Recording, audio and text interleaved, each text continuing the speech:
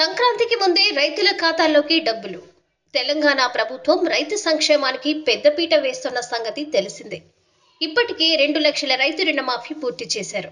మొత్తం 4 విడతల్లో దాదాపు 25 లక్షల మంది రైతుల ఖాతాల్లో 21,000 కోట్లు జమ చేసినట్లు ప్రభుత్వ పెద్దలు వెల్లడించారు.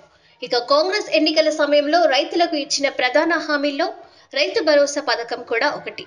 ఈ పథకం కింద పంట పెట్టుబడి సాయంగా ఎకరాకు 15,000 జమ చేస్తామని హామీ ఇచ్చారు. ఈ పథకం అమలు కోసం రైతులు ఆశగా ఎదురు చూస్తున్నారు. గత బీఆర్ఎస్ ప్రభుత్వం రైతు బంధు పేరుతో పంట పెట్టుబడి సాయం కింద 10,000 ఇవ్వగా, ఇదే పథకాన్ని రైతు భరోసా పేరుతో అమలు చేసేందుకు కాంగ్రెస్ సర్కార్ సిద్ధమైంది. సంక్రాంతి నుంచి రాష్ట్రంలో రైతు భరోసా పంట పెట్టుబడి సాయం డబ్బులు రైతుల ఖాతాల్లో జమ చేస్తామని సీఎం రేవంత్ సహా పలువురు మంత్రులు వివిధ సందర్భాల్లో వెల్లడించారు. విధి విధానాల రూపకల్పన కోసం డిప్యూటీ సీఎం మల్లు భట్టి విక్రమార్క నేతృత్వంలో కేబినెట్ సబ్ కమిటీ కూడా ఏర్పాటు చేశారు.